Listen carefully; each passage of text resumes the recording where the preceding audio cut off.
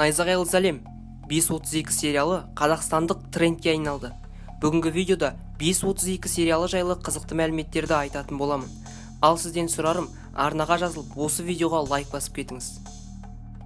Сериалдың қысқаша сюжетіне келсек, әр серияда дело номер 1, дело номер 2 деп әртүрлі іс қозғалады.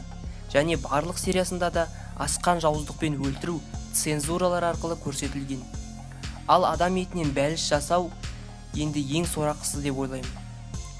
Сериалды көру кейбір адамдарға психикалық соққы беруі мүмкін. Бірінші серияда көрсетілген оқиға шын өмірдегі 2011-2012 жылдар аралығында болған оқиғадан алынған. Қорқынышты оқиға Шымкенттегі кейіпкердің сыныптастарын өлтіруімен байланыстырылған. Шын есімі Болатбай Бердалиев. Барлық істі досымен бірге жасаған ол полицейлерден қашып жүріп, біраз былыққа батқан.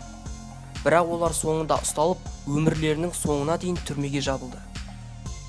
Ал екінші сериядағы мына кейіпкер шын өмірде ер адам болған.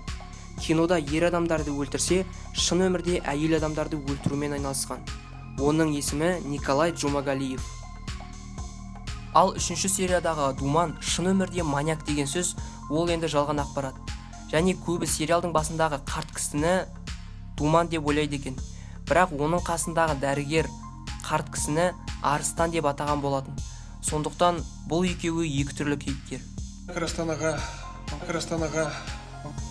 Ал енді төртінші сериядағы бір аяғы жоқ қылмыскер шын өмірден алынған Андрей Романович атты атақты қылмыскер. Ол кімді қалай өлтіргенін камера алдында мойындаған болатын. Яғни бұл сериал Қазақстанда және Ресейде болған ең танымал қылмыстарды көрсетіп отыр. 3 баламен 9-шы қабаттан секірген әйел де бұл сериалда болуы мүмкін сияқты. Бұл сериалдың келесі бөлімдерінде де қызықты мәліметтерді алсын десеңіздер, осы видеоға лайк басып, менің каналыма жазылып кетіңіздер.